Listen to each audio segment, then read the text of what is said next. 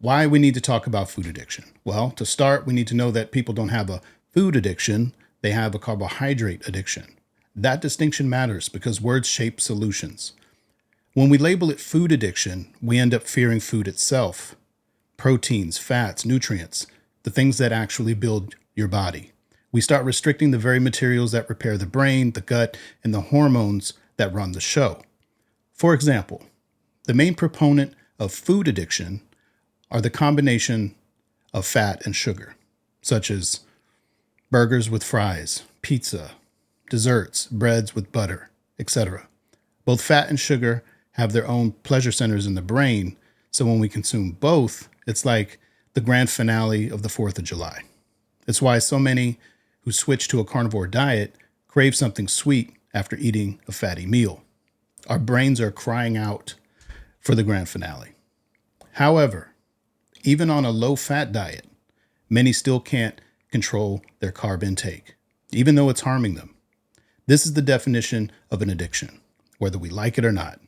Because let's face it, sugar is one of the hardest addictions to control because it's not only socially acceptable, but even celebrated. In my opinion, it's very similar to alcoholism in that most are in denial. And if you say you don't eat carbs, it's like saying you don't drink at a dinner party. With alcohol, it's, oh, did you have a problem? And with carbs, it's, oh, you're on a diet. Well, when we call it what it is, a carb addiction, we finally put the spotlight where it belongs, on the exogenous dietary carbohydrates that hijack appetite, mess with dopamine, damage cells, and keep you stuck in a loop. And yes, all carbs are sugar in the end. I can't even count the number of times I've heard someone say, oh yeah, no, I don't eat sugar. I mainly just eat rice, bread, pasta, and some chicken, but I don't eat desserts or anything like that. Maybe a soda with my dinner, but that's about it. Come on, man. It all breaks down into sugar. And I want to make a disclaimer. This video is aimed towards those who can't stop eating carbs, even though it's harming them. So please don't bother commenting on how you can eat carbs and you look like a superhero and you got an 8-pack. But if you are someone whose health is deteriorating and you're still not able to cut out carbs and you're thinking of going carnivore or have trouble sticking to carnivore, hang with me. I'm going to explain why all digestible carbs end up as sugar in your system, why the fitness industry quietly benefits from your keeping them on your radar, why the calorie story is a myth when it comes to actual human biology, and why experts keep you focused on weight loss instead of fat loss and body composition. Then I'll lay out a clear path that gets you out of the loop without white knuckling, without depending on willpower, without counting calories, and without feeling like you're fighting yourself every day. Let's get into it. If this is resonating with you already, pause for a second and click the link below and join the Carnivore Labs community. Absolutely free, where we're all about fixing fatigue, addiction, and blood sugar without gimmicks, willpower, or calorie counting. Just science, nutrition, and a system that works. A private community of men where you don't have to explain yourself and have the freedom and support to experiment with your own struggles, like I do. Addiction is a loop. Trigger, behavior, reward, regret, repeat. For many men over 35, that loop isn't getting set off by steak and eggs. It's lit up by food and engineered to be eaten fast and often. Cereal, oatmeal, granola bars, pastries, chips, bread, pasta sauces with hidden sugar, sweetened health drinks, and weekend cheat meals that bleed into Monday. Protein doesn't drive binge behavior the way carbs do. Fat doesn't either. But combine refined carbohydrates with fat and salt for crunch and texture, and you've built a dopamine machine. It's not an accident that foods you overeat are almost always built from flour, sugar, seed oils, and a marketing team. This is why calling it food addiction is too vague. It suggests that the solution is eating less in general, being balanced, and developing more willpower. That's like telling a guy who can't stop drinking to just have a couple of sips every 3 hours. Carbs, especially the refined ones, are designed to hook you. Not because not because you're weak or there's something wrong with you, but because your brain is doing what it was designed to do. Seek energy, remember what felt good, and repeat. Basically survive. And when you remove the addictive agent, the loop weakens. You don't need superhuman discipline. You need fewer triggers. Here's the simple physiology. Digestible carbs break down into sugar that your bloodstream can use, primarily glucose. Starches in bread, pasta, and rice are long chains of glucose. Your saliva and pancreas enzymes chop these chains down very quickly. So, sucrose, for example, or table sugar, breaks into glucose and fructose. Lactose, milk sugar, breaks into glucose and galactose. So yes, the labels change, the marketing changes, and the packaging changes, but the destination is the same. A rise in blood glucose and often a rise in insulin. Do that repeatedly throughout the day and you get the blood sugar roller coaster. Energy pops, then crashes. Hunger switches from I could eat to I need to eat.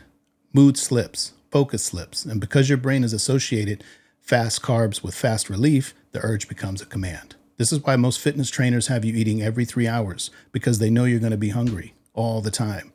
Protein doesn't do that. Fat doesn't do that. Those two are slow, stable fuels. When men say, I could eat a mountain of bread, but I'm strangely satisfied after a ribeye, they're noticing this difference in real time. On a carb-heavy diet, your day becomes a series of food decisions. On a meat-based diet, your day becomes, well, your day.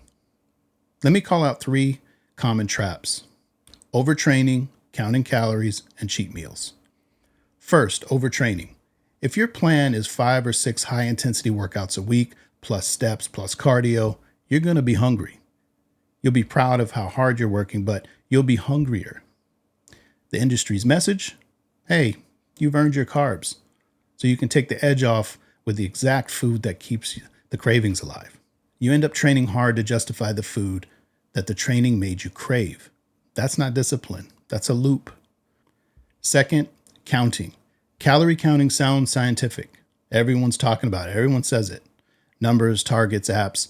But counting is a distraction from the substance that's driving the behavior. When you count, you're negotiating with the very thing that's negotiating against you. You give yourself permission to keep the addictive trigger in the plan, as long as you stay on budget. That's like budgeting 2 drinks a night when alcohol is the problem. It keeps the loop intact while giving you a sense of control. Third, cheat meals.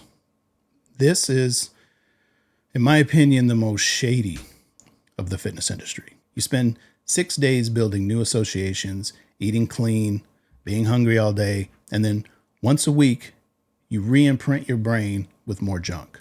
Yeah, I said more junk, because most clean eating is trash. You don't celebrate a win, you rewire the urge. You're literally conditioning yourself to binge.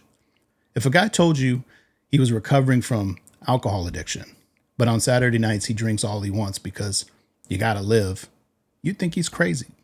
These 3 pillars, overtrain, count, and cheat, are how the industry sells programs that appear to work, but only short term. They fail long term, and then sell you the next fix with a new logo or an even better program. You stay on the wheel, they stay in business. Let's talk about the word calorie. A calorie is a unit of heat in a laboratory, a bomb calorimeter that burns a substance in a sealed container and measures the heat it gives off. That gave us the early nutrition equations and the Atwater factors that show up on labels. 4 calories for carbs, 4 for protein, 9 for fat. But you aren't a sealed metal chamber. You're a living system, not a furnace. You have hormones, enzymes, nerves, mitochondria. You don't burn a brownie like a bomb calorimeter.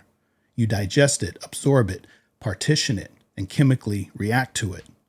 2 meals with the same calories can produce wildly different hormonal responses, hunger patterns, and energy availability depending on their composition and your current metabolic state. Here's the myth. A calorie is a calorie in the human body. If that were true, then 2,000 calories of steak and eggs would feel the same as 2,000 calories of pastries and orange juice. They don't. One meal leaves you calm, full, and steady for hours. The other leaves you wired, then tired, then prowling to the kitchen. One makes you forget about food. The other turns your day into a food problem. One keeps your insulin low. The other spikes it and causes glycation that damages cells. Calories describe heat in a lab. They don't describe how a human body partitions energy into movement, heat, storage, or waste. They don't capture how the use of insulin locks fat away, how protein signals satiety, or how your brain's reward system sets cravings on autopilot. The only real defense for calories is gaslighting, ridicule, and screaming, but the law of thermodynamics. So yes, the energy balance exists. Physics exists, but the calorie story is fictional. Hormones, inflammasomes, etc., those run the show. And the only reason calories can pull off the illusion of working is the fact that when you're counting them, for weight loss especially, you're drastically undereating. That's why you're hungry all the time and why it doesn't last. There are hundreds of ways to lose weight. You can lose water. You can lose glycogen. You can lose muscle. You could starve, sweat, sit in a sauna, take a laxative, or run yourself into the ground. The scale doesn't care what left your body. It only cares that less of you is pushing down on it today. However, there are far fewer ways to lose body fat while improving health. That requires lowering the drive to overeat in the first place. It requires removing the addictive agent so your brain stops asking for it every few hours. It requires removing the addictive agent so your brain stops asking for it every few hours. It requires stabilizing blood sugar so your energy levels even out and your mood evens out. It requires eating in a way that tells your hormones we're safe, we're fed, use the stored fuel. Experts focus on weight because weight moves quickly and looks good in a before and after photo. They focus on weight because a quick win sells. Here's the reframe. Never celebrate a lower number if you had to sacrifice muscle, sanity, or sustainability to get there. Celebrate lower waist circumference, steadier energy, clearer focus, fewer cravings, better sleep, and clothes that fit because fat mass went down while your life went up. I'm not going to sell you a hack. I'm going to give you a plan that works because it removes the problem instead of negotiating with it. Okay, so step 1, decide what you won't eat. No refined carbohydrates, no added sugar, no bread, pasta, cereal, pastries, or healthy granola bars. Cut liquid sugars, sodas, juices, sweet coffees. Skip the keto treats that keep your sweet tooth alive. Step 2, decide what you will eat. Base your meals around ruminant meat and eggs, beef, lamb, bison with natural fats, and salt to taste. And if you do dairy, keep it simple and unsweetened. The goal is satiety and stability, not fancy. Eat to calm, not to entertain. After a few months, your taste buds will reset and the food tastes amazing. Step 3, eat to satiety, not to a number. Ditch the scale-based negotiations. When you're hungry, eat properly. When you're not hungry, don't. Many confuse meat not tasting good after a while as being boring. But that's not the case. That just means you're satisfied. That's your body's way of saying we're done. It's just confusing to us because we're so used to eating carbs where you eat and eat until you're physically full. It's hard to get physically full on beef. It stops tasting good long before your stomach is full. That's satiety, not a disliking of beef. Step 4, hydrate and salt. Most men mistake low electrolytes for hunger. Add salt to your food and water as needed. The cramps, headaches, and fatigue that make you reach for a snack often quiet down when sodium is adequate. Step 5, remove weekly sabotage. No cheat meals. Replace them with meaningful rewards that don't involve sugar. Go somewhere with your family. Journal. Go for a walk. Reinforce the life you're building, not the one you're leaving. Step 6, track urges, not calories. Keep a simple log. Time, trigger, urge intensity, what you did, and how it felt 15 minutes later. You'll learn your pattern in a week. You'll learn you can ride the wave in 2 weeks. You'll learn most urges pass in under 20 minutes in 3 weeks. Your brain loves data. Give it the right kind. Step 7, move like a human, not a hamster. Walk daily. Lift a couple of times a week if you choose. Keep sessions short, strong, and sane. Don't use the gym to earn carbs. Use it to build a body that wants to be alive. Step 8, guard sleep like it guards you. Most late night snacking and late day cravings start with poor sleep. Cool the room. Go to bed a little early and wake up recharged. Step 9, build an identity, not a diet. I'm a man who eats for clarity. Say it out loud. Your identity will make choices on autopilot that your motivation can't handle on a bad day. And step 10, community, not isolation. Men lose the fight alone. They win it with support. Join us at Carnivore Labs, a group that understands addiction and uses a carnivore lifestyle as leverage to do so, where you can share your wins, tell the truth about your slips, and tell the truth quickly, because addiction strengthens in isolation. Food addiction gets laughed off because everyone eats, but that's exactly why we need to talk about it. When addiction hides inside a socially approved behavior like eating 6 times a day, it's harder to spot, easier to excuse, and more damaging over time. It steals decades, not just days. It doesn't blow up in your life in a weekend. It erodes it with a smile and a calorie-preserving label. You need to say the quiet part out loud. The modern food environment is built to keep you eating. The modern fitness environment is built to keep you chasing. The modern advice environment is built to keep you confused. The way out is simple, not easy. Stop feeding the loop. Remove the addictive agent. Rebuild your meals around real food. Meat and eggs. Track urges, not numbers. Move with purpose. Sleep like it matters. Join a community. Build an identity. And remember, discipline is easier when you're not being provoked all day.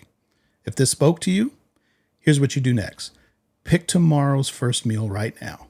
Beef and eggs, salt to taste. Add water. That's it. Then repeat for dinner. 2 real meals. 24 hours. Get that win. Feel the calm. And if you want to keep going, join us at Carnivore Labs absolutely free. The link is down below. This channel exists to help men fix fatigue, cravings, and blood sugar without willpower, games, or counting calories. We do the hard things the smart way. We remove the problem instead of fighting it forever. Thank you for listening. And now let's go build a life that doesn't need a cheat meal. Peace.